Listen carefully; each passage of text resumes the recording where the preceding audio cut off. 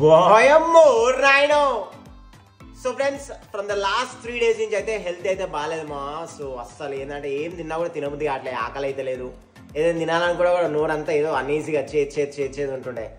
So ఇంట్లో పిల్లలు మొత్తం వైరల్ ఫీవర్తో ఎఫెక్ట్ అయిపోయారు. నాకైతే సర్ది, దగ్గు, హెడేక్ దమ్ అయిపోయింది 3 days నుంచి. ఇప్పుడు కొంచెం బెటర్ ఉన్నా. బట్ అదేంటంటే వైరల్ ఫీవర్ ఒకటి అండ్ ఇంట్లో వర్క్ కూడా అవుతుంది. మొత్తం మా వర్క్ ఒకటి మొత్తం అన్ని కలిసి వచ్చినాయి. చాలా ఆగమాగం అవుతుంది.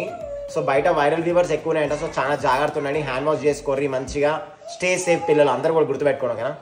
సో నాకు యాక్చువల్లీ ఏదైనా తినాలనిపిస్తుంది కానీ ఏదైనా తింటే నోరంతా చేసేది కొడుతుంది కదా చూడండి. సో అందుకే నేను ఏం చేసిన అంటే రైస్ తెచ్చుకున్నా. లైట్గా వేడి రైస్, ఎల్లిపాయలు అయితే ఆల్రెడీ పెట్టుకున్నా. తెలుసు ఎల్లిపాయలు మన ఫేవరెట్ అని చెప్పేసి. సో దాంతో పాటు ఎల్లిపాయ కారంకి ఫ్యాన్స్ ఎంతమంది కింద కమెంట్లో మెన్షన్ చేయరు మా. చూస్తున్నామా ఇంత పెట్టుకున్నాను అనుకో కిందంగా బుస్మని పొగలు వస్తాయి. కొంచెం పెట్టుకుందాము. మళ్ళీ దీంట్లోకి లైట్గా ఇదిగో చూస్తున్నా గీ వేసుకుంటున్నా. లైట్గా గీ. వాయమ్మో ఓర్ నాయనో ఇదేం డైట్ రా నాయనా.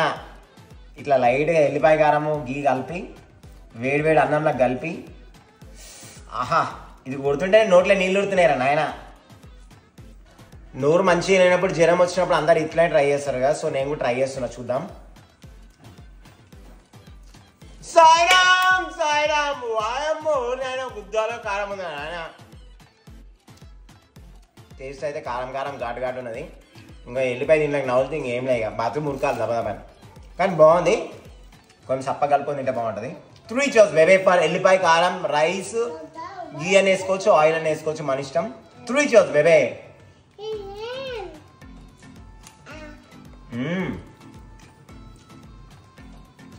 ఏమేమి తినేట్టు ఏం తింటున్నారా నాయన.